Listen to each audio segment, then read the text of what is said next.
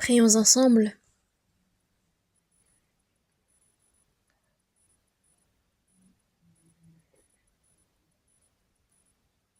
Dieu notre Père qui nous aime, qui est saint et miséricordieux, nous vivions éloignés de toi, dans nos péchés, mais tu as eu pitié de nous et tu nous as aimés. Tu as fait tomber le jugement que nous devions recevoir et sa malédiction sur Jésus, et par le sang précieux qu'il a versé, tu nous as lavés éternellement de nos péchés, afin que nous n'ayons pas à recevoir ton jugement. Et sans condition, tu nous donnes cette espérance incomparable d'entrer dans le royaume des cieux. Et pour cette grâce, nous te louons et nous te rendons grâce. Et en cette heure, nous qui avons été sauvés par le sang précieux du Seigneur, nous nous sommes réunis devant ta parole pour te louer, pour apprendre ta parole. Nous te remercions de nous faire communier dans cette assemblée sainte. Et en cette heure même, nous croyons en ce que tu es avec nous. Veille sur chacun d'entre nous, et par ta main miséricordieuse et pleine de puissance, soutiens-nous. Nous sommes encore trop faibles. Ce monde devient de plus en plus trouble et rempli de péchés. C'est un monde méchant où on ne sait ce qui va se passer le lendemain. Et de nos propres forces, nous ne pouvons vaincre. C'est pourquoi, Seigneur, par ta grâce, ta parole, ta paix, soutiens-nous, soutiens nos cœurs, et que par ta parole, nous puissions être fortifiés chaque jour, et que nous puissions vivre sans te faire honte en tant que tes enfants, que nous puissions vivre le reste de notre vie pour ta gloire et pour ton œuvre. Soutiens chacun d'entre nous, et tous les frères et sœurs qui n'ont pas pu être parmi nous aujourd'hui. Seigneur, sois avec eux et remplis-les par ta grâce. Toutes les nombreuses églises du monde qui prêchent ton évangile malgré la difficulté, nous croyons en ce que tu veilles sur chacune d'entre elles et en cette fin des temps. Nous prions pour que tu puisses les aider à accomplir ton œuvre de l'évangile. Tu nous donnes la parole dont nous avons besoin en ton temps et tu nous montres la voie à suivre en cette heure même. Nous croyons en ce que tu vas nous faire comprendre encore plus quelle est ta sainte volonté. Aide-nous, et nous avons prié au nom du Seigneur Jésus-Christ. Amen. On va chercher ensemble la Bible dans 1 Jean, premier épître de Jean.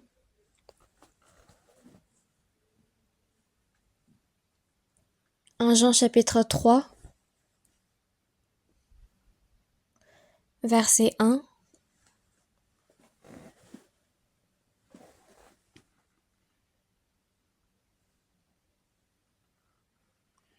« 1 Jean chapitre 3, verset 1.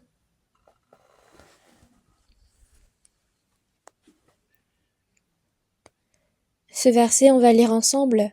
« Voyez quel amour le Père nous a témoigné pour que nous soyons appelés enfants de Dieu. Et nous le sommes.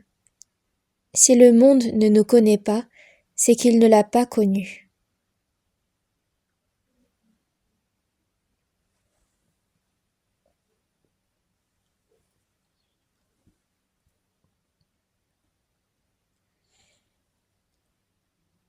Chaque dimanche matin, on continue d'apprendre sur la vie dans le Seigneur. Et dans Jean chapitre 15, versets 3 et 4, parmi la parole que Jésus a dite, « Déjà vous êtes purs à cause de la parole que je vous ai annoncée.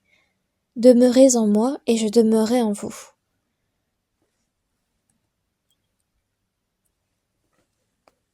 Nous avons écouté, compris et cru en la parole de l'évangile de la grâce du Seigneur, et c'est ainsi que nous avons été sauvés, et aux personnes sauvées, Jésus dit « Demeurez en moi, demeurez en moi, et je demeurerai en vous. » La vie d'une personne sauvée, en un mot, c'est une vie dans le Seigneur. Et dans la parole, dans la Bible, est marqué comment doit être cette vie dans le Seigneur. Et nous devons, selon cette parole, mener une vie dans le Seigneur. Je vous le dis souvent, mais nous les chrétiens,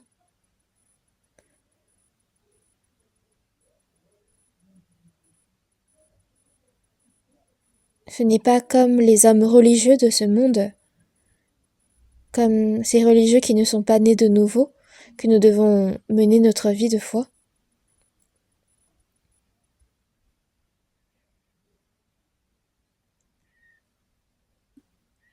Eux, c'est selon un temps fixé qu'ils se mettent à rendre un culte, à prier, à louer, à faire la dîme. Et toutes les religions se ressemblent sur ce point. Et quand on accomplit bien ces actions,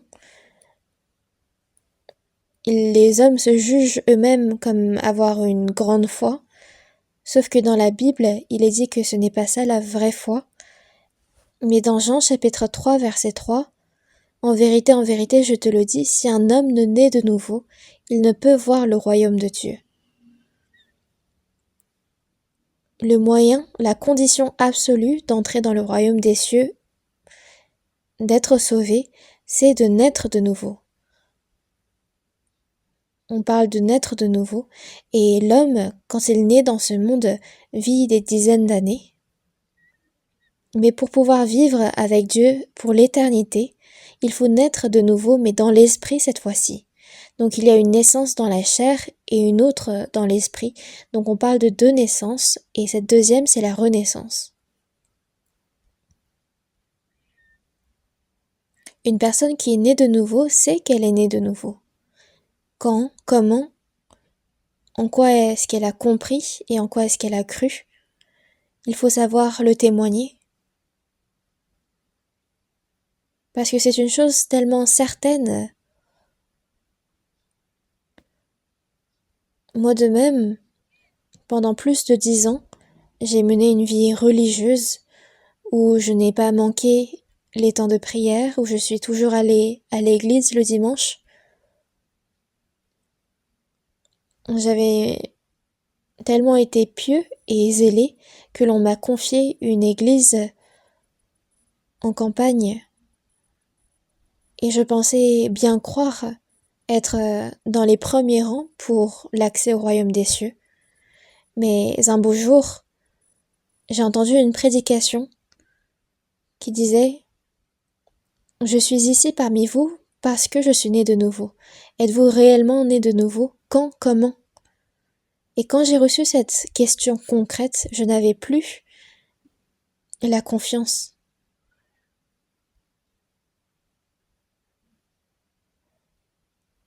D'avoir des expériences d'illusion dans ses rêves, d'avoir des miracles, ce n'est pas ça la foi. C'est très dangereux en fait, parce que de penser qu'on va au royaume des cieux alors qu'on se dirige en enfer, c'est vraiment dangereux. Et en conclusion, j'ai réalisé que mon destin était d'aller en enfer et que je n'étais pas née de nouveau. Je n'avais personne en qui confesser ce trouble et j'étais réellement remplie d'inquiétude, mais c'était le 31 octobre 1962 à 20h que j'ai réellement compris quelle était ma relation avec la croix de Jésus, et c'était là que le problème de mes péchés a été complètement résolu. C'est ça que de naître de nouveau, de recevoir le salut et de recevoir la vie éternelle. Il faut une expérience certaine. Et après le salut, ce qui nous attend, c'est la vie de foi. Et comme je viens de vous le dire, c'est une vie dans le Seigneur. Demeurez en moi et je demeurerai en vous. De demeurer, c'est que le Seigneur et moi, nous sommes devenus un. Le Seigneur est en moi et je suis dans le Seigneur. C'est que nous sommes devenus une entité inséparable, comme le sarment ne peut de lui-même porter du fruit s'il ne demeure attaché au cep. Le sarment et le cep sont indissociables. Le raisin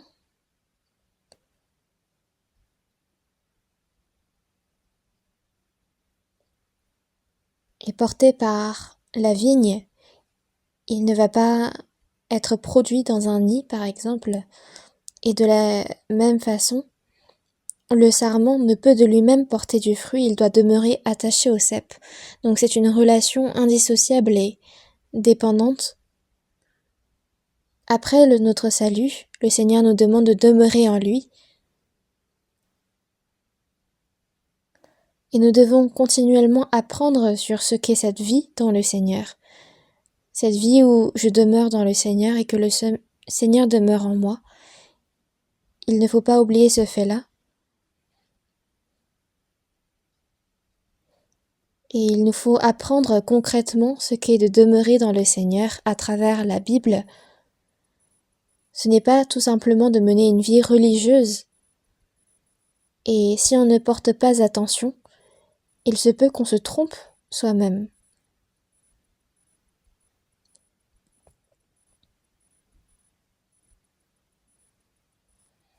Jean chapitre 15, c'est une parole que nous avons vue la dernière fois, nous allons y retourner. C'est dans l'Évangile selon Jean chapitre 15. Jean chapitre 15, verset 9. Versets 9 et 10, je vais lire. Comme le Père m'a aimé, je vous ai aussi aimé. Demeurez dans mon amour. Si vous gardez mes commandements, vous demeurez dans mon amour, de même que j'ai gardé les commandements de mon Père et que je demeure dans son amour. Qu'est-ce que de vivre dans le Seigneur? C'est de demeurer dans son amour, dans sa parole, dans sa protection, dans son règne, dans le Saint-Esprit. Et quand on regarde de nouveau la parole que nous venons de lire, comme le Père m'a aimé, je vous ai aussi aimé. Demeurez dans mon amour. Dieu le Père, à quel point devait-il aimer son Fils unique, Jésus? Dans Matthieu chapitre 3, versets 16-17, Jésus a été baptisé dans le Jourdain, et quand il fut sorti de l'eau, les cieux s'ouvrirent, et l'Esprit de Dieu descendit comme une colombe, et une voix se fit entendre des cieux, et qui dit, « Celui-ci est mon Fils bien-aimé, en qui j'ai mis toute mon affection. » Et dans Matthieu chapitre 17, verset 5, Jésus a pris ses 3 disciples, et il est monté sur la montagne, et encore une fois une nuée lumineuse les couvrit, et une voix se fit entendre, « Celui-ci est mon Fils bien-aimé, en qui j'ai mis toute mon affection. Écoutez-le. » Quand on regarde dans Genèse chapitre 22, Dieu s'adresse à Abraham et lui dit, « Prends ton fils, ton unique, celui que tu aimes, Isaac, qu'il a eu quand il avait 100 ans, et de partir au pays de Morija pour l'offrir en holocauste. » Abraham possédait de nombreux serviteurs, de nombreuses bêtes en sa possession. Et en des termes actuels, il était vraiment riche. Et pourtant, c'est son fils unique, Isaac, qu'il avait eu à ses 100 ans. Il n'y avait rien de comparable à son fils. Et c'était quand Isaac aurait dû avoir 14 ans, c'était quand Isaac était vraiment précieux, que au lieu de lui demander ses biens, ses serviteurs ou ses troupeaux, Dieu lui a demandé son fils, qui était le plus précieux parmi tout. Et pourtant, soudainement, Dieu ordonne à Abraham, « Prends ton fils et va-t'en au pays de Morija pour l'offrir en holocauste. »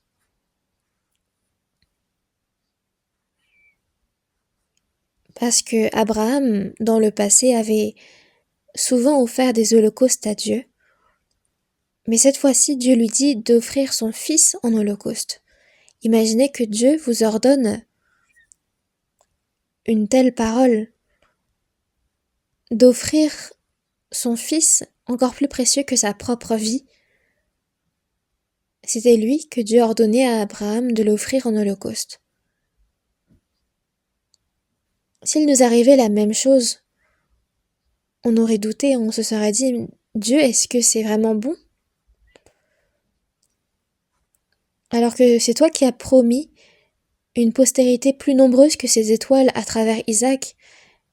Est-il bon pour toi de me demander cela? On aurait pu douter de la sorte, mais Abraham, lui, sans hésiter une seule fois, a dit oui, et il n'a pas non plus consulté sa femme, parce que sinon, ça aurait été catastrophique. Mais c'est tôt le matin qu'il a pris son fils,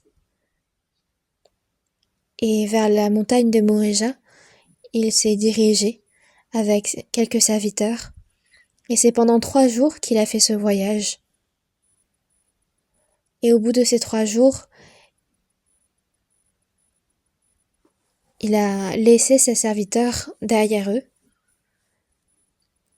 parce qu'imaginez que ses serviteurs les avaient suivis jusqu'au sommet de la montagne.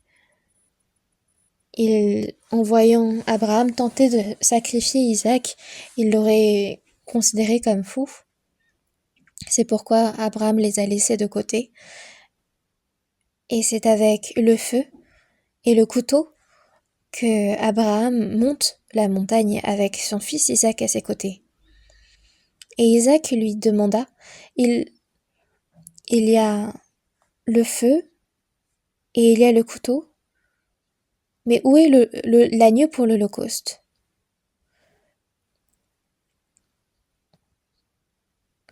Abraham, en entendant ces mots, comment a-t-il réagi? Est-ce qu'il a dit tout de suite à Isaac, tuez l'agneau? Non, il a juste dit, Dieu se pourvoira lui-même. Puis ils continuèrent de marcher tous deux ensemble. Et c'est seulement arrivé au sommet que Abraham s'est tourné vers Isaac son fils et lui a dit, cette fois-ci, Dieu m'a demandé d'offrir comme holocauste le plus précieux des agneaux, c'est-à-dire toi. Mais Isaac, encore une fois, est obéissant de façon absolue. Il a dit, Dieu, si telle est sa volonté, me voici. Puis il a tendu ses mains pour être lié, puis il s'est allongé, et Abraham a brandi le couteau. Et comment pensez-vous que Abraham a agi? Il n'a pas hésité, il n'a pas attendu que Dieu intervienne, mais il était résolu. Et c'est à ce moment-là que Dieu a dit Abraham, Abraham. Et dans Genèse chapitre 22, il est dit 2 fois Abraham. C'est-à-dire que Dieu était pressé, puis il a dit c'est bon. Tu ne m'as pas refusé ton fils, ton unique. C'est pourquoi je sais maintenant que tu crains Dieu.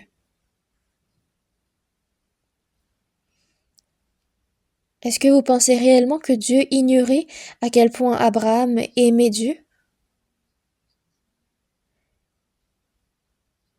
Est-ce que vous pensez vraiment qu'il le savait que à ce moment-là, quand Abraham s'était apprêté à offrir Isaac en holocauste? Dieu savait tout. C'est juste que Dieu souhaitait que ce ne soit pas seulement en parole, mais il voulait voir la foi et l'amour d'Abraham en action. Il en va de même pour son amour envers nous. Est-ce que Dieu nous a aimés seulement en parole? Si Dieu nous disait seulement je t'aime encore plus que toute chose dans ce monde, si c'était seulement en parole, comment est-ce qu'on le saurait réellement?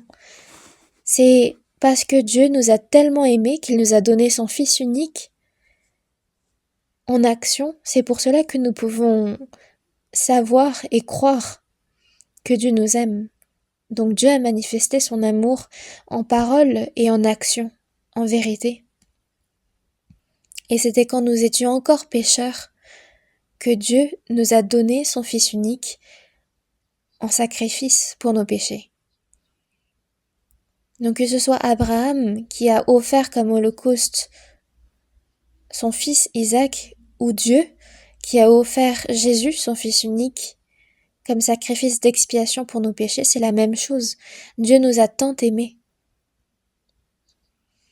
C'est pour cela que dans 1 Jean chapitre 3 verset 1, voyez, il est dit, voyez.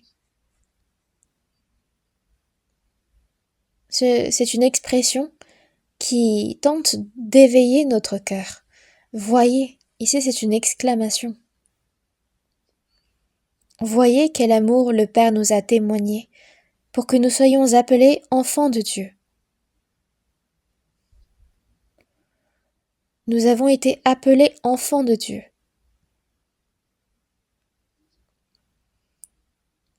Quel amour le Père nous a témoigné, cet amour de Dieu.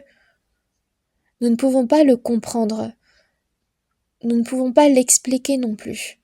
C'est un amour vraiment surprenant et précieux. C'est un grand amour. Voyez quel amour le Père nous a témoigné pour que nous soyons appelés enfants de Dieu. Et nous le sommes. Nous le sommes.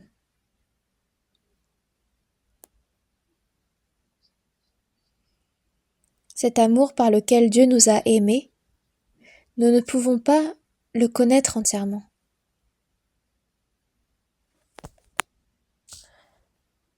Qu'est-ce qui est plus haut que les cieux? Qu'est-ce qui est plus profond que les mers? Qu'est-ce qui est plus large que l'horizon? C'est l'amour de Dieu. Et dans un cantique, il est dit, même si le ciel était notre parchemin, cela ne serait pas suffisant pour exprimer tout l'amour de Dieu. Si la mer était notre encre et le ciel notre parchemin, cela ne serait pas suffisant pour témoigner de tout l'amour de Dieu.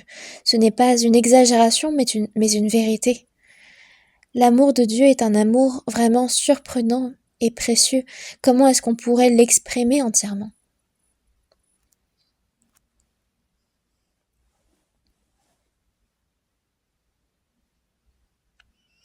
Et c'est par cet amour que nous qui étions voués à la ruine, la perte, le jugement par nos péchés, qui nous en a délivrés? C'est Dieu. Nous qui avons été ennemis par nos péchés, nous qui étions voués à être jugés et à être perdus éternellement, Dieu nous a tellement aimés qu'il a envoyé son Fils pour mourir sur la croix. Et ainsi, en nous sauvant, il nous a fait devenir enfants de Dieu. Et d'être enfants de Dieu, c'est que nous sommes ses héritiers. Nous n'étions pas initialement ses enfants, mais nous sommes devenus ses enfants, donc c'est comme si nous étions des enfants adoptifs. Et dans Romains chapitre 8, verset 17, nous sommes aussi co-héritiers de Christ. Si toutefois nous souffrons avec lui afin d'être glorifiés avec lui.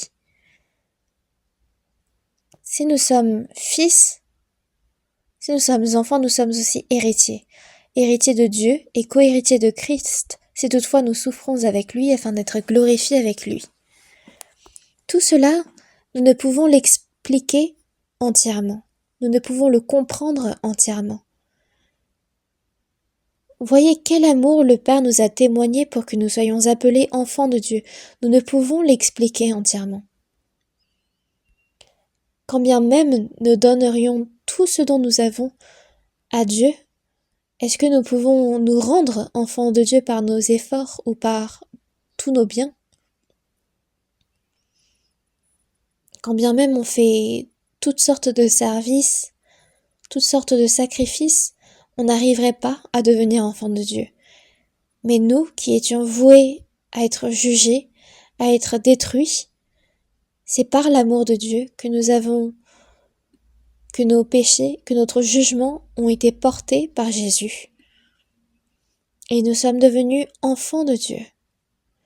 Dieu lui-même a dit de nous, vous êtes mes enfants.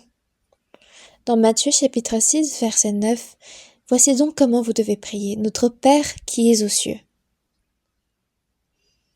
Dieu est celui qui a créé les cieux et la terre et qui domine sur tout l'univers, et c'est lui-même qui nous dit de prier ainsi notre Père qui est aux cieux.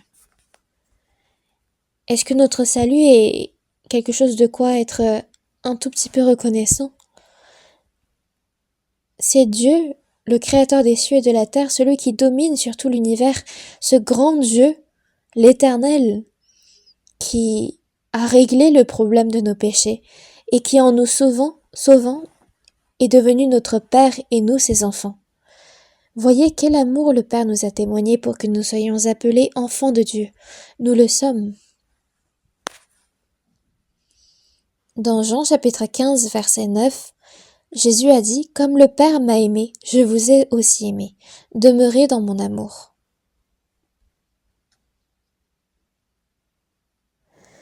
Le Père a tellement aimé son Fils unique. Comme le Père m'a aimé, je vous ai aussi aimé. C'est pourquoi demeurez dans mon amour. Ceux qui ont été ainsi vêtus de cet amour, il est dit qu'il faut qu'ils demeurent dans cet amour, qu'ils restent dans cet amour. Si vous gardez mes commandements, vous demeurez dans mon amour, de même que j'ai gardé les commandements de mon Père et que je demeure dans son amour. La méthode de demeurer dans son amour après l'avoir compris, c'est de garder ses commandements.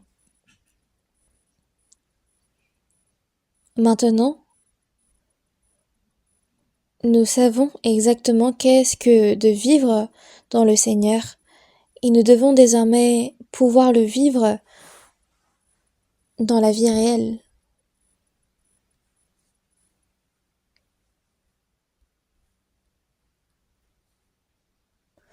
Romains, chapitre 5, verset 5. Dans l'Épître aux Romains, chapitre 5, verset 5, on va chercher ensemble Romains, chapitre 5, verset 5.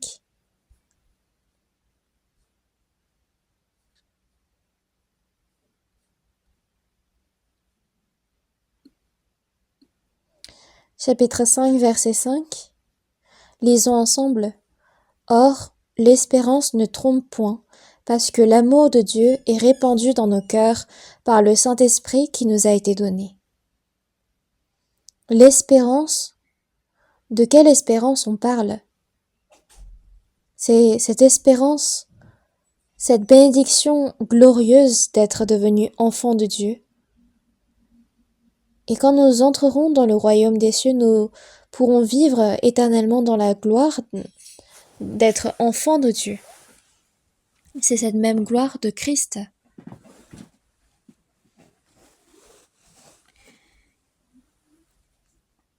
Et cette espérance ne trompe point. Des pécheurs comme nous avons reçu le salut. Nous sommes devenus enfants de Dieu et nous entrerons dans le royaume des cieux. Ce n'est donc pas une espérance qui est honteuse, mais parce que l'amour de Dieu est répandu dans nos cœurs par le Saint-Esprit qui nous a été donné. Le Saint-Esprit nous fait comprendre la grâce de Dieu, elle nous fait croire en elle. Et c'est lui qui a répandu dans nos cœurs l'amour de Dieu.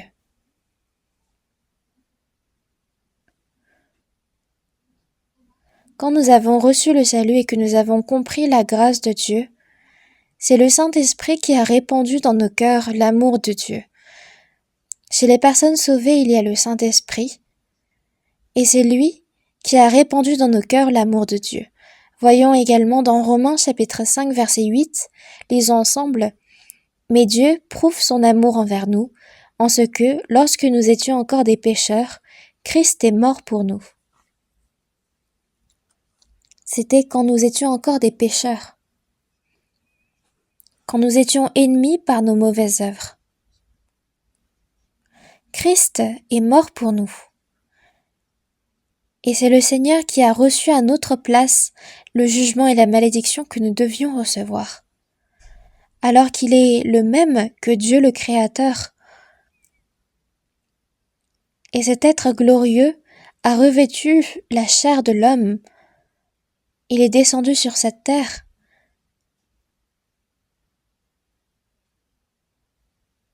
Il est né d'une vierge dans une étable misérable, puis il a grandi dans une famille pauvre en tant que charpentier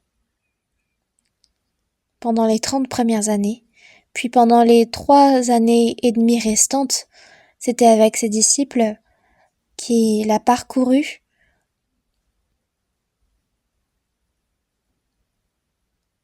la terre et qu'il a prêché la parole. Et en même temps, il a reçu toutes sortes de souffrances.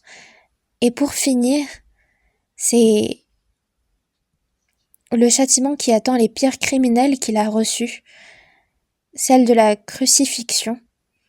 Il a été battu de verge et finalement il a expiré son dernier souffle sur la croix.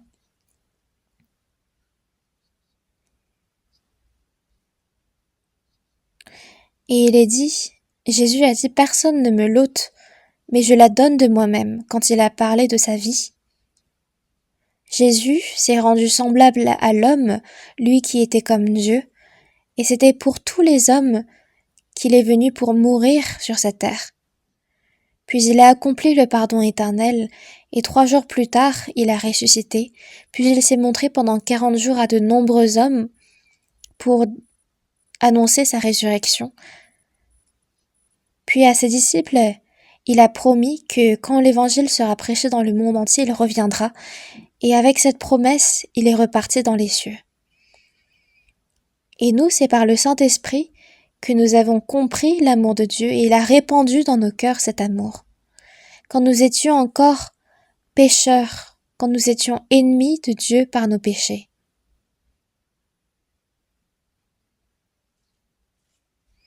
Dieu nous a donné son amour et il nous a appelés enfants de Dieu.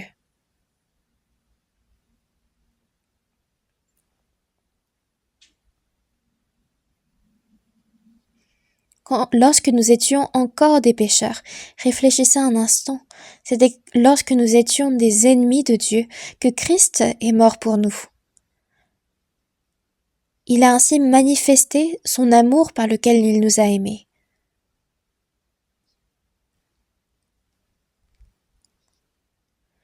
Et par nos pensées, par nos connaissances, c'est un fait que nous ne pouvons comprendre. Cet amour éternel, inconditionnel. Et on dit de l'amour de Dieu, l'amour agapé, et c'est complètement différent de l'amour humain. C'est un amour éternel, absolu, parfait, inconditionnel. Et par cet amour, il nous a pas seulement sauvés, mais il nous a appelés enfants de Dieu.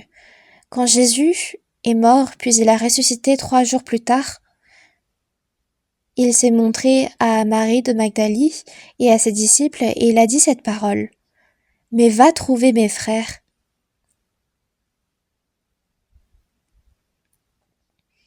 Et il a dit de ses disciples, mes frères, et dis-leur que je monte vers mon Père et votre Père, vers mon Dieu et votre Dieu. Il n'a pas eu honte d'appeler ses disciples frères.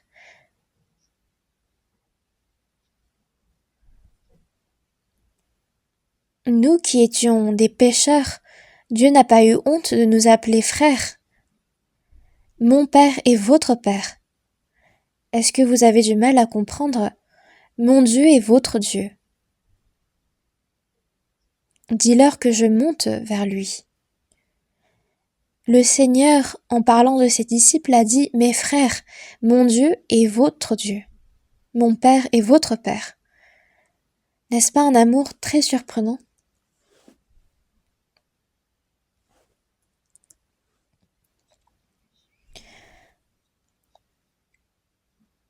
Dans Jean chapitre 4,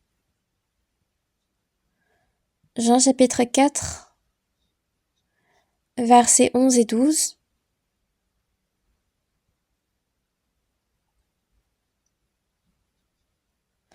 versets 11 et 12.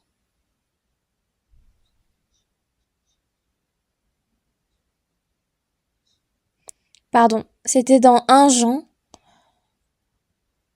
Excusez-moi, c'était dans 1 Jean, chapitre 4.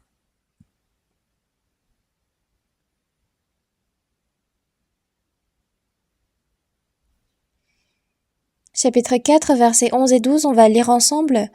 Bien-aimés, si Dieu nous a ainsi aimés, nous devons aussi nous aimer les uns les autres. Personne n'a jamais vu Dieu. Si nous nous aimons les uns les autres, Dieu demeure en nous, et son amour est parfait en nous. Bien-aimés,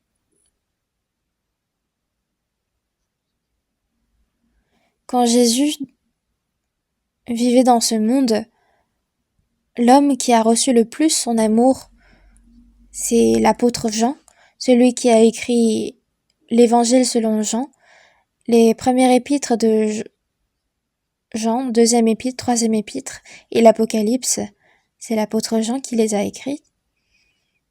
Et il dit lui-même qu'il est l'homme bien-aimé de Jésus.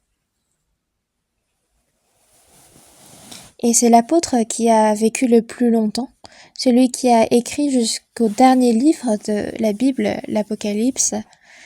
Et en s'adressant à l'église d'Éphèse, l'apôtre Pierre, qui était désormais avancé en âge, s'adressait aux anciens et il disait « Mes frères bien-aimés, aimez-vous les uns les autres. Bien-aimés, si Dieu nous a ainsi aimés, nous devons aussi nous aimer les uns les autres. Si Dieu nous a ainsi aimés, nous devons aussi nous aimer les uns les autres. Comme Dieu a aimé son Fils unique, le Fils unique Jésus nous a aimés, et comme Jésus nous a aimés, et comme Dieu nous a aimés, nous devons aussi nous aimer les uns les autres. Ce n'est qu'évident. Et c'est un amour saint. On ne parle pas là d'un amour humain. Parce que l'amour humain est réellement instable. Un moment, on aime passionnément, puis l'autre moment, on en vient à nous haïr. Tandis que l'amour de Dieu est un amour saint et éternel. Et nous qui avons reçu de cet amour, non seulement nous devons aimer Dieu en retour, mais nous aimons les frères également. Personne n'a jamais vu Dieu. Il n'y a personne qui n'a jamais vu Dieu. Comme il n'y a personne qui n'a jamais vu Dieu,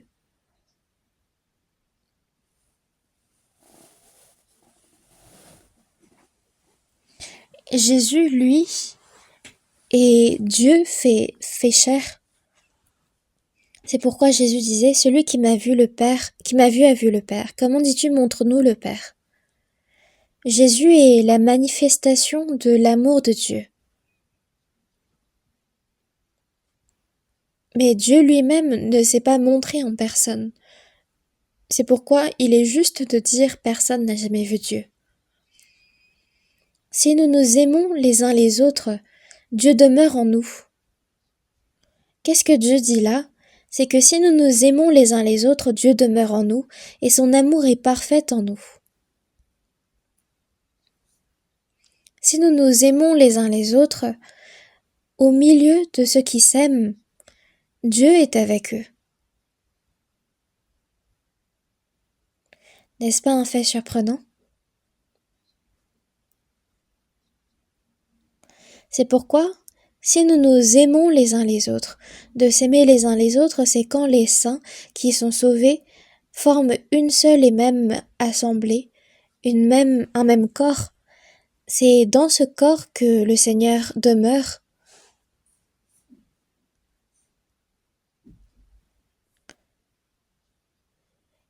Et le Seigneur demeure au milieu des saints sauvés qui demeurent en lui. C'est une promesse vraiment surprenante. Il demeure en nous et son amour est parfait en nous. L'assemblée des saints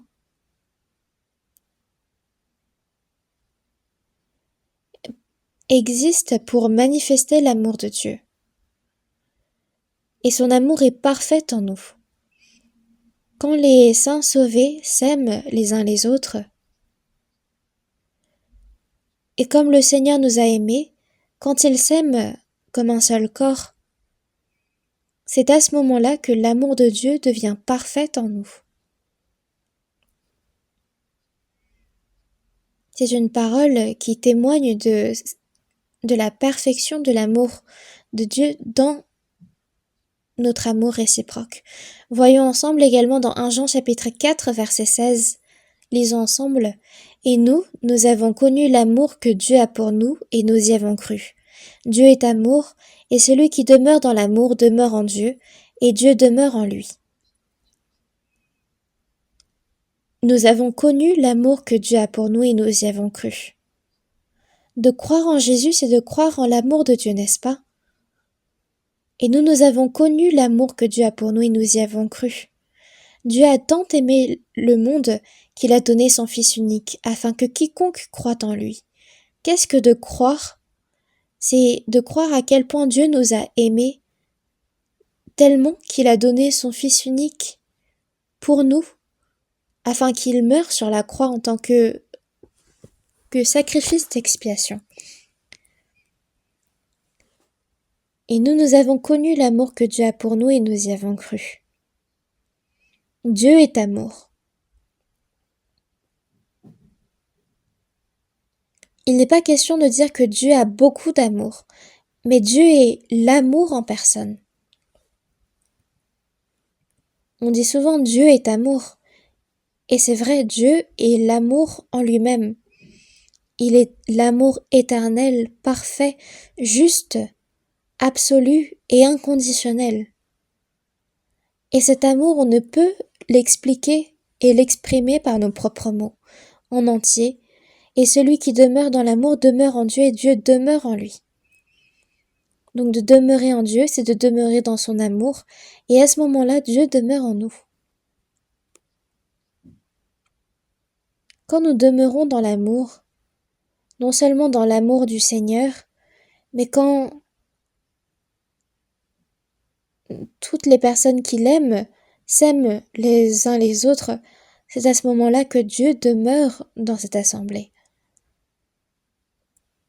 Et cet amour s'accomplit dans notre vie, dans notre quotidien et dans nos cœurs. Dieu demeure en nous. Il nous a promis qu'il demeurait dans les personnes qui aiment.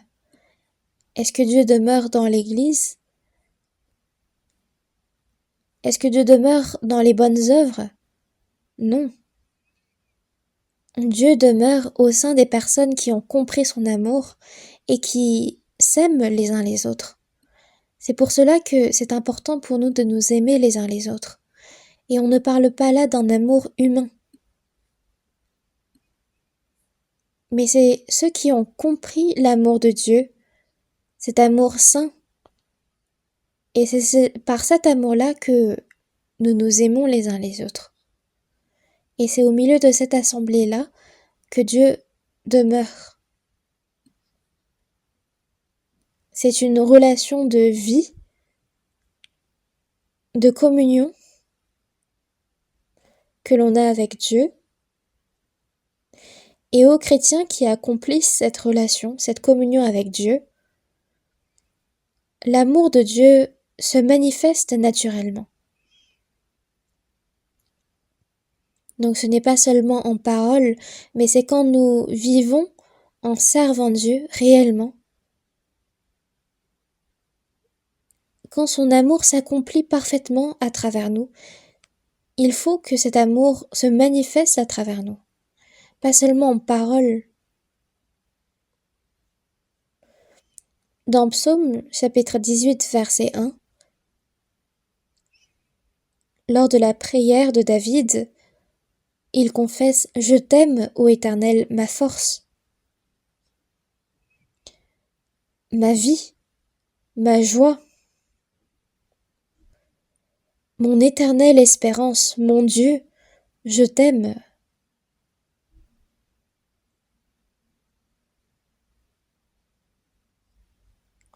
Quand on réfléchit à l'amour du Seigneur, on ne peut tout simplement pas l'oublier, parce que nous nous en sommes revêtus. Et c'est au milieu de son amour que nous sommes entrés. Nous les personnes sauvées, c'est par l'amour de Dieu que nous sommes devenus un, et c'est à travers cet amour que Dieu demeure en nous. Donc, en même temps qu'on aime Dieu, on aime les frères et sœurs. Jésus a dit, comme le Père m'a aimé, je vous ai aussi aimé. Et comme le Seigneur m'a aimé, et qu'il nous a aimés, nous nous aimons les uns les autres.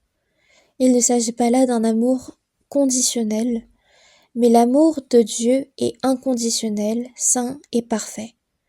Il est éternel et constant, il ne change pas. Dans 1 Jean chapitre 4 verset 19, on va voir ensemble 1 Jean chapitre 4 verset 19. Pour nous, nous l'aimons parce qu'il nous a aimés le premier. Pour nous l'aimons, nous aimons Dieu parce que Dieu nous a aimés le premier. Si nous aimons le Seigneur, c'est parce que le Seigneur nous a aimés le premier.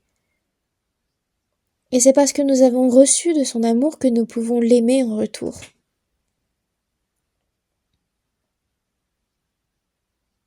Est-ce qu'il y a quelque chose que l'on peut aimer plus que le Seigneur?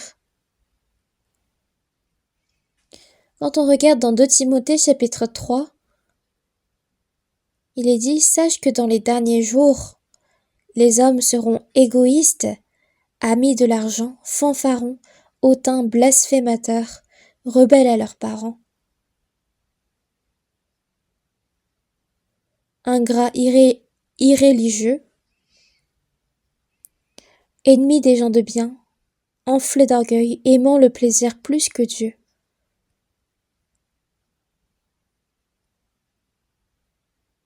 Le péché abonde dans ce monde. Même s'ils ont l'amour, ils portent l'amour sur leur bouche, ils s'aiment plus qu'ils n'aiment les autres. Mais est-ce que pour nous c'est possible d'aimer le Seigneur plus que toute autre chose? Jésus, après avoir ressuscité, s'est montré à Simon-Pierre près du fleuve du Jourdain, du Galilée. Puis, après avoir cuit du poisson, il a appelé ses disciples et il a dit « Venez et mangez ». Et c'est ensuite qu'il s'adresse à Simon-Pierre, « Simon, fils de Jonas ». Le prénom de Pierre, avant d'avoir été appelé par Jésus, c'était Simon. Et pourquoi est-ce que Jésus a dit Simon au lieu de Pierre? C'est parce que ça faisait référence à la première fois où Jésus avait appelé Pierre sur le fleuve du Galilée. Au lieu de dire Pierre, il a dit Simon, fils de Jonas. M'aimes-tu plus que ne m'aime ceci?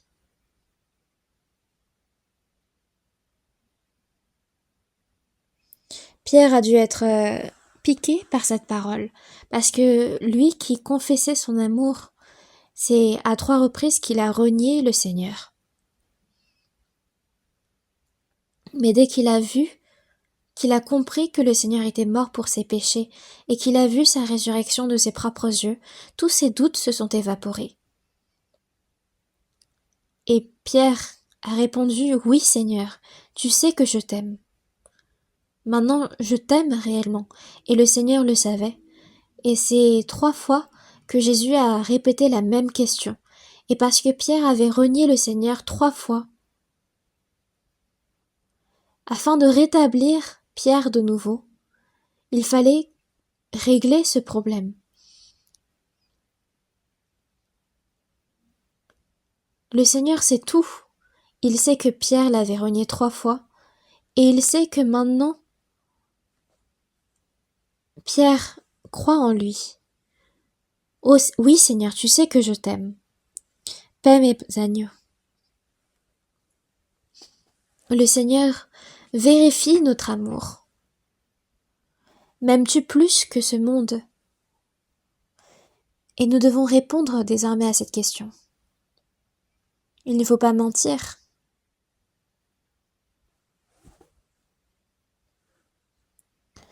1 Jean chapitre 4, verset 20.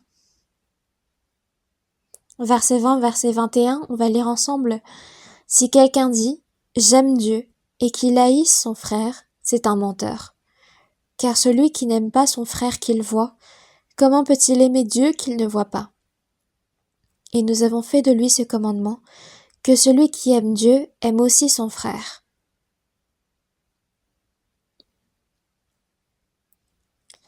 Si quelqu'un dit « J'aime Dieu » et qu'il haïsse son frère,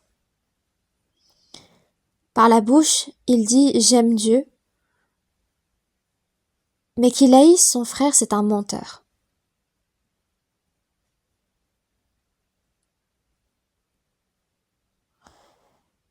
Car celui qui n'aime pas son frère qu'il voit, comment peut-il aimer Dieu qu'il ne voit pas?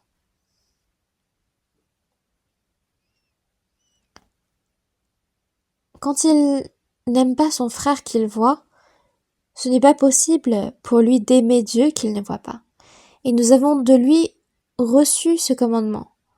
De quel commandement on parle? C'est celui qui apparaît dans Jean chapitre 13, versets 34 et 35. Je vous donne un commandement nouveau, aimez-vous les uns les autres. À ceci tous connaîtront que vous êtes mes disciples si vous avez de l'amour les uns pour les autres. Comme le Seigneur nous a aimés, il nous faut tout simplement penser à comment est-ce que le Seigneur nous a aimés. Et de ce même amour, nous devons aimer les frères.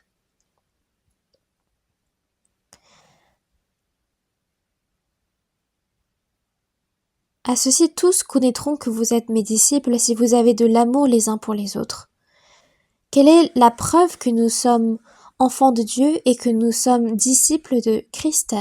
C'est que nous avons de l'amour les uns pour les autres. Et il faut que, comme le Seigneur nous a aimés, nous nous aimons les uns les autres. Et c'est alors que les personnes qui ne croient pas, en nous voyant, reconnaîtront que nous sommes réellement des disciples de Christ. C'est ainsi que les choses doivent se passer.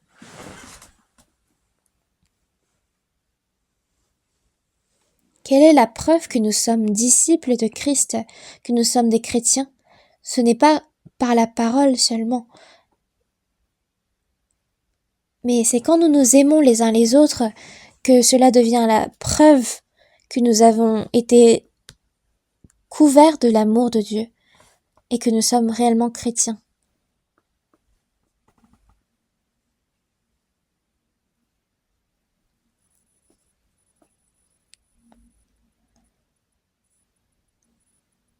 Celui qui n'aime pas son frère qu'il voit, comment peut-il aimer Dieu qu'il ne voit pas? La preuve que l'on aime Dieu qu'on ne voit pas, c'est d'aimer son frère qu'on voit. Et nous qui sommes sauvés, c'est par l'amour que Dieu a manifesté envers nous que nous aimons les frères et sœurs. Et c'est d'aimer les frères et sœurs que d'aimer Dieu. C'est deux choses indissociables. Et une personne qui aime le Seigneur va chercher à garder ses commandements. D'aimer et d'obéir à sa parole, c'est également deux choses inséparables.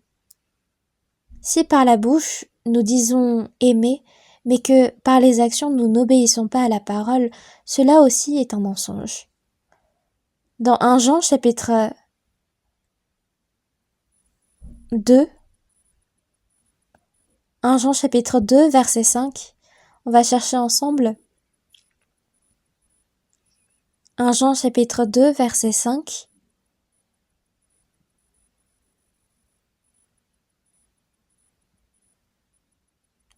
Lisons ensemble. Mais celui qui garde sa parole, l'amour de Dieu est véritablement parfait en lui. À ceci, nous savons que nous sommes en lui. Mais celui qui garde sa parole,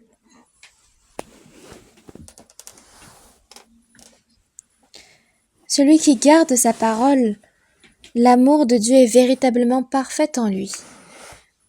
Une personne qui a l'amour de Dieu va garder sa parole, et à ceci, l'amour de Dieu sera parfait en lui. Dans Luc chapitre 6, verset 46, « Pourquoi m'appelez-vous Seigneur, Seigneur, et ne faites-vous pas ce que je dis ?» Le Seigneur n'est jamais trompé.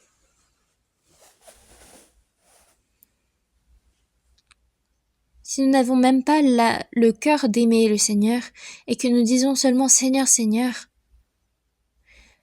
les caractères chinois qui composent le mot Seigneur font référence au roi. C'est le maître de ma vie. Et de dire Seigneur, Seigneur, mais de ne pas obéir à sa parole, c'est d'être hypocrite et menteur. Mais celui qui garde sa parole, l'amour de Dieu est véritablement parfait en lui. À ceci, nous savons que nous sommes en lui. Une personne qui comprend réellement l'amour de Dieu, qui garde ses commandements, c'est la preuve que nous sommes dans le Seigneur. Voyons ensemble également 1 Jean chapitre 2 verset 6. Celui qui dit qu'il demeure en lui doit marcher aussi comme il a marché lui-même. Le Seigneur est en moi, je suis dans le Seigneur. Et celui qui dit qu'il demeure en lui doit marcher aussi comme le Seigneur a marché lui-même. Comme le Seigneur a marché lui-même.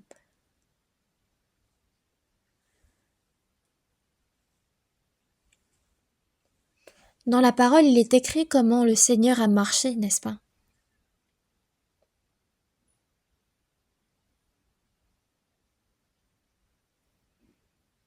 Si le Seigneur demeure en moi, le Seigneur agira, n'est-ce pas? Et comme le Seigneur agit, moi aussi je dois agir. Et il est écrit également comment est-ce que le Seigneur agit dans la Bible.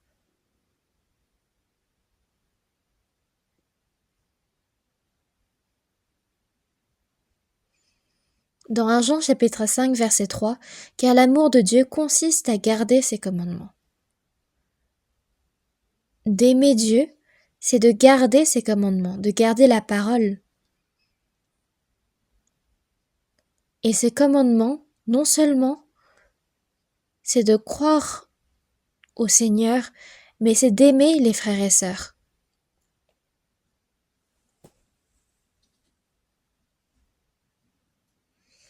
La loi, c'est l'amour de Dieu. D'aimer Dieu plus que toute autre chose et d'aimer ses frères comme soi-même. Mais parce que la loi de l'Ancien Testament était intervenue là où l'amour parfait de Dieu n'a pas encore été complètement accompli, c'est pour cela que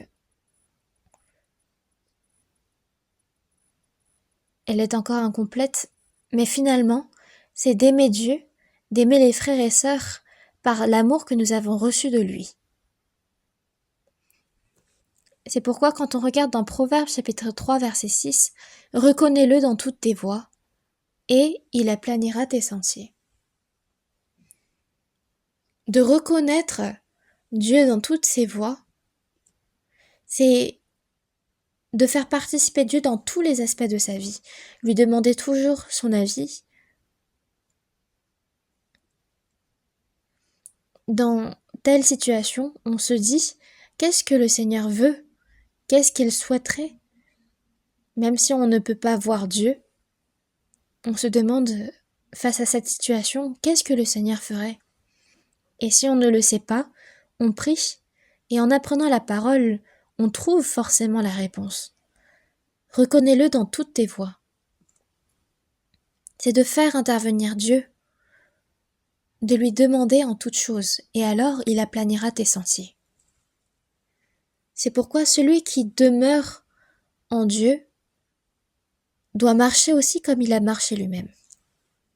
Dans Jean chapitre 1 verset 14, il est dit la parole, on parle de la parole de Dieu, a été faite chair et elle a habité parmi nous. Toute la vie de Jésus, c'est la parole de Dieu qui s'est accomplie. Et pour nous aussi, cette parole s'est accomplie dans nos cœurs. C'est pour cela que notre vie tout entière doit accomplir la parole de Dieu. Et notre vie de foi, c'est de se diriger constamment vers la parole de Dieu. Ta parole est une lampe à mes pieds et une lumière sur mon sentier. Et c'est toujours selon la parole que nous avançons pas par pas.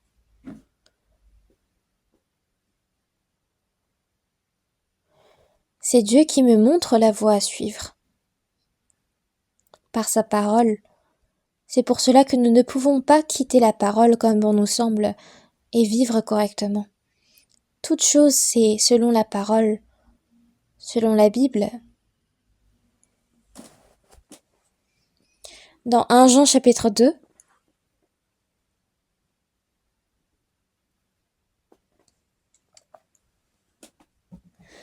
Jean chapitre 2, versets 9 et 10. 1 Jean chapitre 2, versets 9 et 10, on lit ensemble. Celui qui dit qu'il est dans la lumière et qui est son frère est encore dans les ténèbres. Celui qui aime son frère demeure dans la lumière et aucune occasion de chute n'est en lui.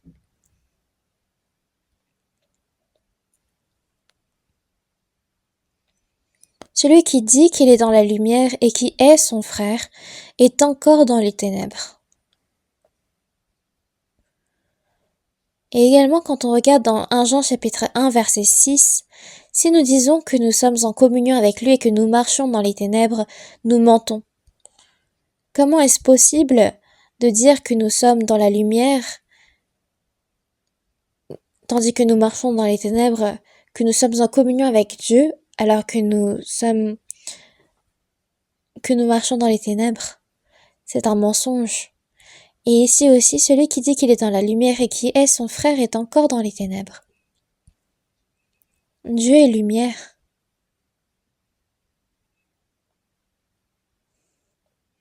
Et celui qui est en communion avec Dieu, c'est celui-là qui peut aimer son frère. Celui qui aime son frère demeure dans la lumière et aucune occasion de chute n'est en lui. Celui qui aime son frère demeure dans la lumière et qu'aucune occasion de chute n'est en lui. Cela signifie que, au niveau de sa conscience, aux yeux de Dieu, il n'y avait rien de mal. Dans 1 Jean chapitre 2 verset 11, « Mais celui qui est son frère est dans les ténèbres, il marche dans les ténèbres et il ne sait où il va, parce que les ténèbres ont aveuglé ses yeux. Mais celui qui est son frère est dans les ténèbres,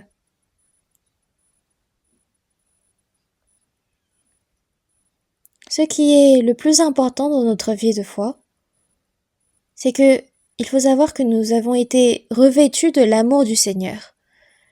Et c'est en ayant compris l'amour du Seigneur que nous avons reçu le salut de la grâce.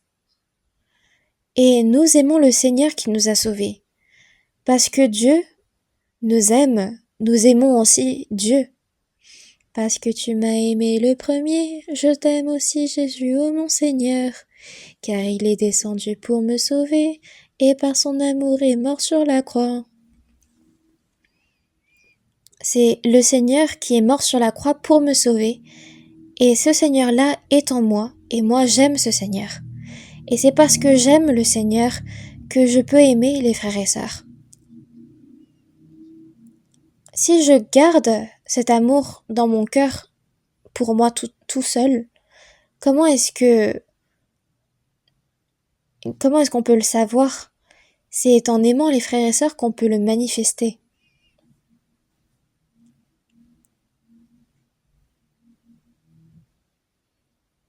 Donc d'aimer les frères, c'est la preuve que nous sommes sauvés et la preuve aussi que nous aimons Dieu.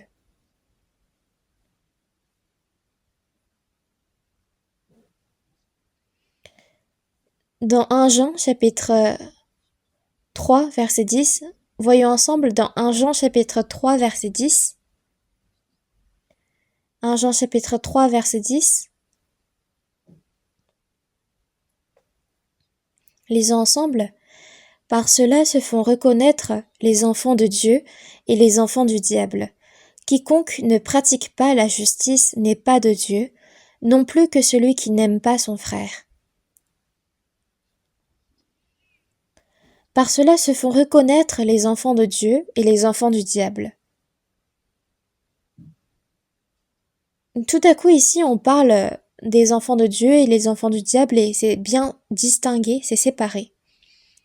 Quiconque ne pratique pas la justice n'est pas de Dieu, non plus que celui qui n'aime pas son frère. De pratiquer la justice et d'obéir à la parole de Dieu, n'est-ce pas? Et encore, celui qui n'aime pas son frère. Donc on parle là de celui qui ne pratique pas la justice et celui qui n'aime pas son frère. Et on dit d'eux qu'ils ne sont pas de Dieu. Et s'ils ne sont pas de Dieu, c'est qu'ils sont du diable. Ceux qui sont de Dieu continuent de ressembler petit à petit à Dieu, n'est-ce pas? Dans Matthieu chapitre 5, verset 48, il est dit « Soyez donc parfaits comme votre Père céleste est parfait ». Dieu est un être parfait et saint. Comment est-ce que l'homme peut devenir parfait comme Dieu?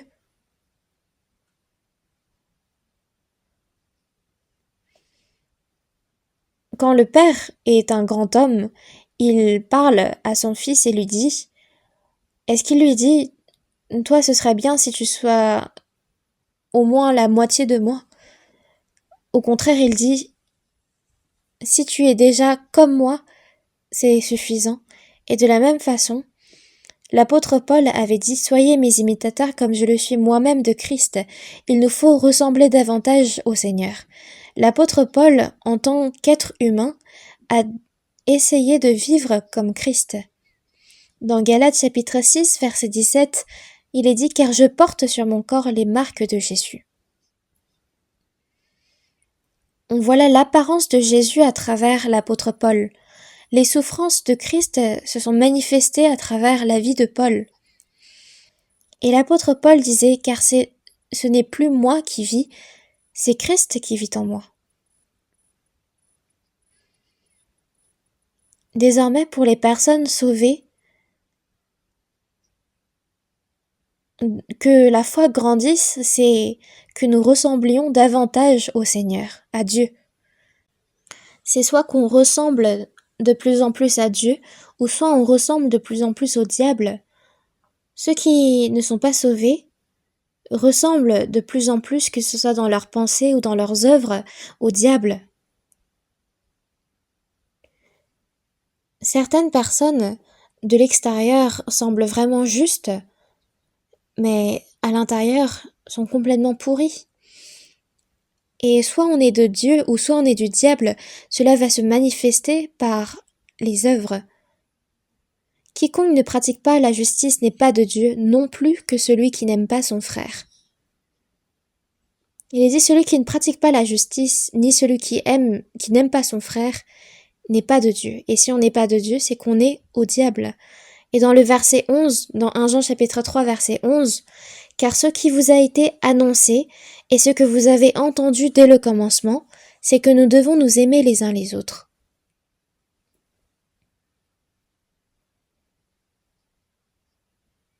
Celui qui aime Dieu et qui aime son frère,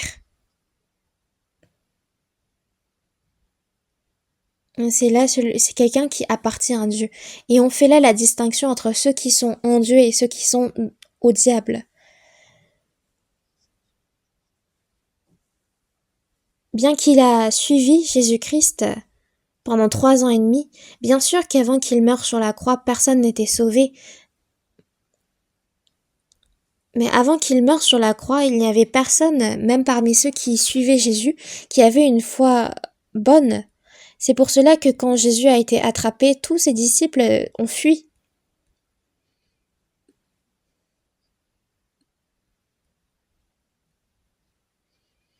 Quand Jésus disait « Pour sauver les pécheurs, je vais être arrêté et crucifié sur la croix, mais 3 jours plus tard je vais être ressuscité », personne n'a cru. Pourquoi? Parce qu'ils ont beau avoir suivi Jésus pendant 3 ans et demi. C'est comme cette expression qui dit même lit, différents rêves. Ils suivaient Jésus, ils marchaient la même route, mais ils avaient des pensées complètement différentes.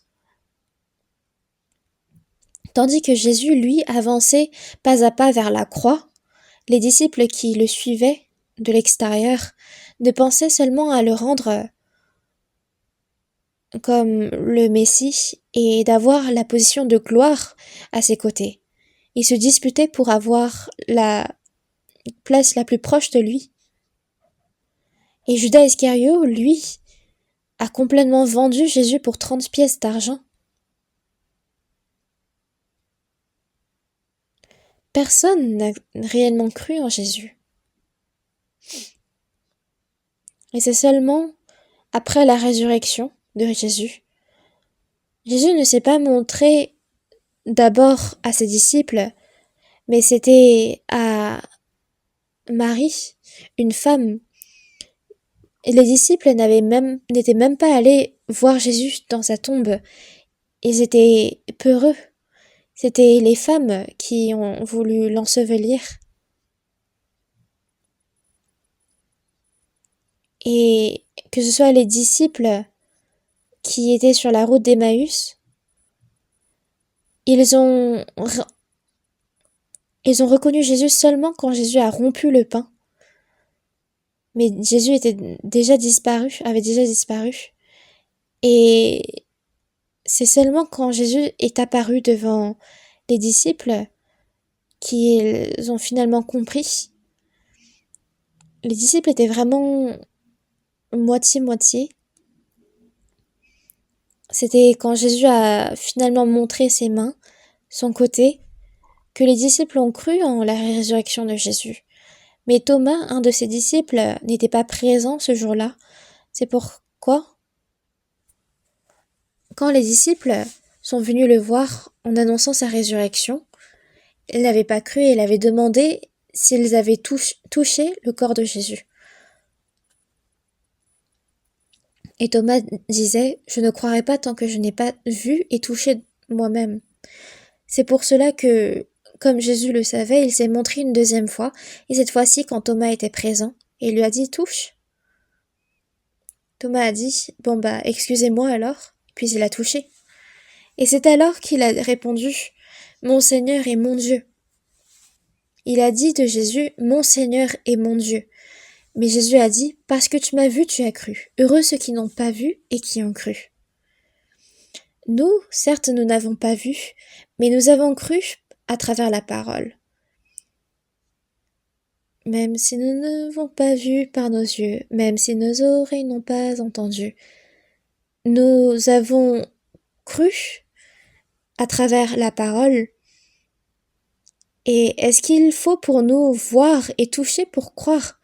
Il y avait certains des disciples de Jésus qui ne croyaient pas et qui croyaient seulement après avoir touché et vu. C'est alors que pour eux, tout doute a disparu. Et c'est alors qu'ils ont compris la parole que Jésus annonçait depuis le début, comme quoi il allait mourir sur la croix puis ressusciter le 3e jour. Et c'est alors qu'ils ont pu confesser qu'ils aimaient le Seigneur. Et ils n'avaient plus peur, désormais. Ce Jésus que vous avez crucifié, il est ressuscité. Ils l'ont annoncé haut et fort, même auprès des soldats romains. Et quand on leur interdisait de parler, ils disaient « Nous ne pouvons ne pas parler de ce que nous avons vu et entendu ». Ils étaient devenus complètement courageux.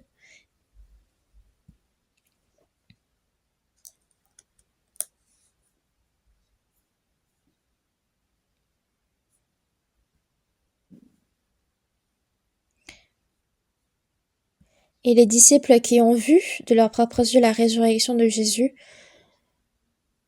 leur foi a été affermie, et c'est avec cette foi-là qu'ils ont prêché ardemment l'évangile. Voyons ensemble dans 1 Jean chapitre 3, verset 16.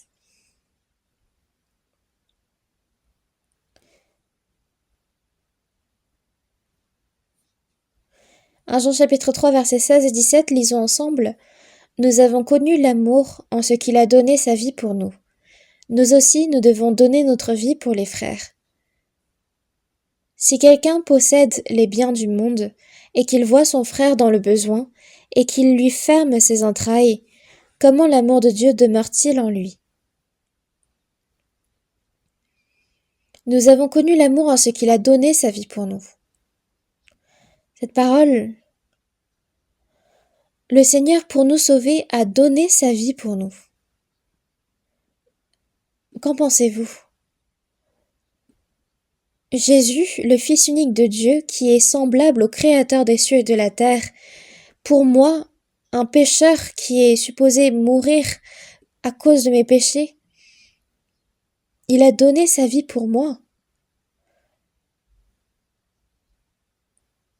Et c'est cet amour-là que nous avons réalisé, compris et reçu pour être sauvés.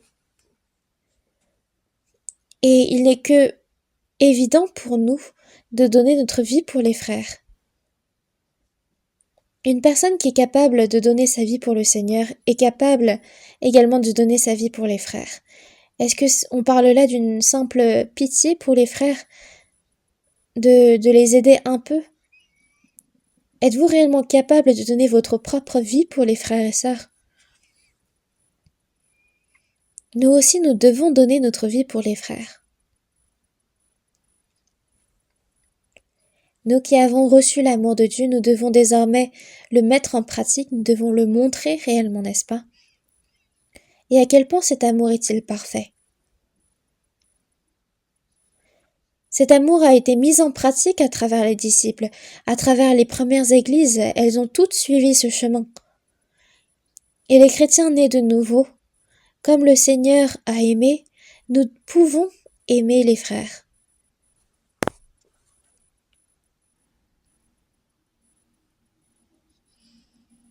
« 1 Jean chapitre 3, verset 14, lisons ensemble.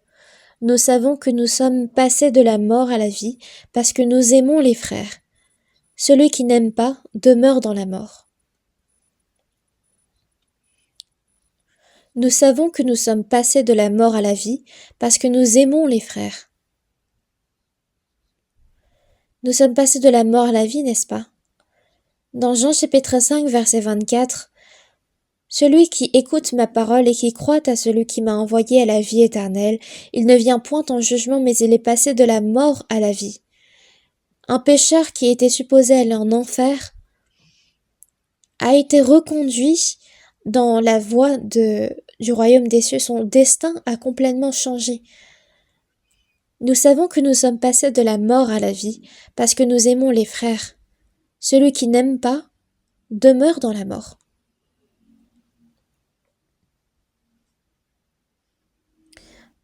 Savez-vous à quel point nos frères et sœurs sont des êtres précieux? Quelqu'un disait « Le sang est plus fort que l'eau. » Et il est vrai que les frères et sœurs avec qui nous partageons le même sang, venus de nos parents, sont précieux. Nous devons prendre soin les uns des autres, il est vrai. Mais qu'en est-il du sang de Dieu? Le sang de Dieu est plus précieux que n'importe quelle eau.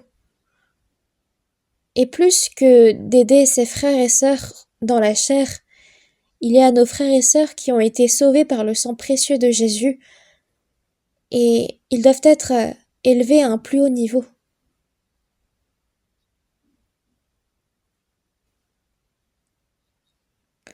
Dans le verset 14, il est dit « Nous savons que nous sommes passés de la mort à la vie parce que nous aimons les frères.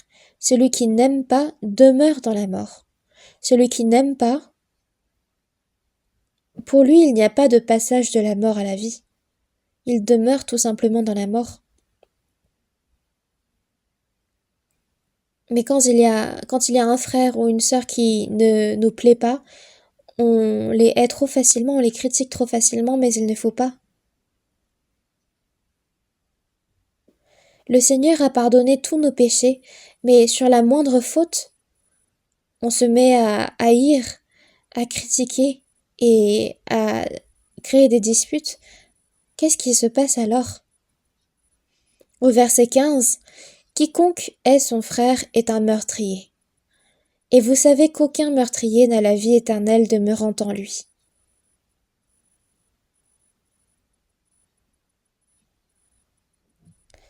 Quiconque hait son frère est un meurtrier. Donc de haïr, c'est de tuer.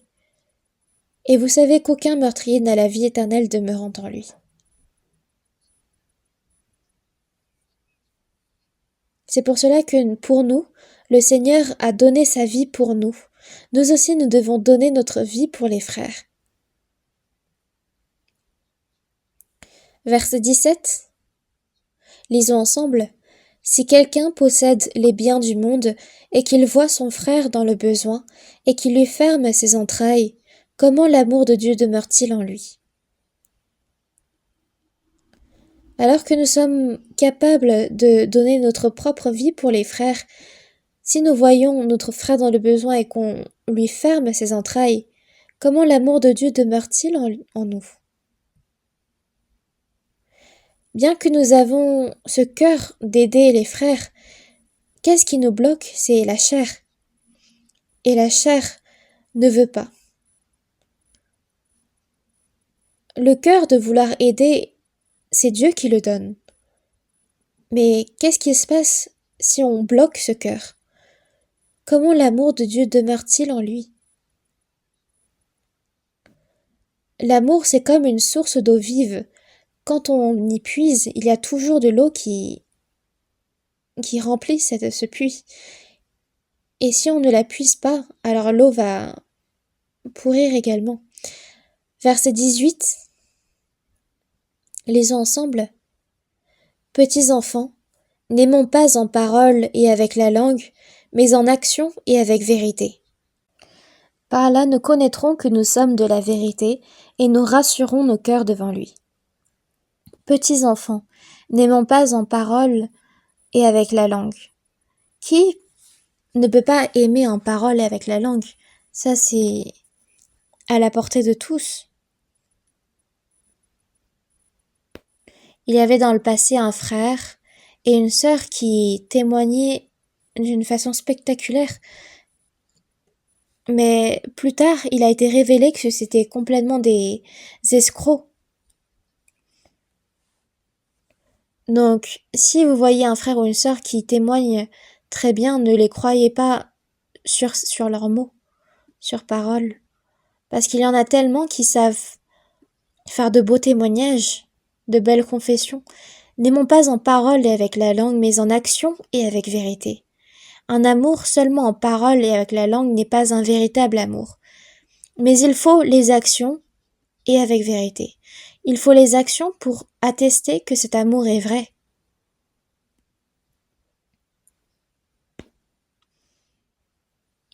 Donc, ceux qui ont reçu l'amour de Dieu, en tant que personne ayant reçu cet amour, il faut aimer Dieu et aimer les frères et sœurs. Et parce qu'on aime Dieu, on cherche à obéir à sa parole. L'amour est l'origine même de notre vie et c'est le moteur de notre vie. Et cet amour, l'amour de Dieu, nous a sauvés. Et c'est cet amour qui change nos cœurs et notre vie. C'est le moteur qui nous permet d'obéir à la parole de Dieu.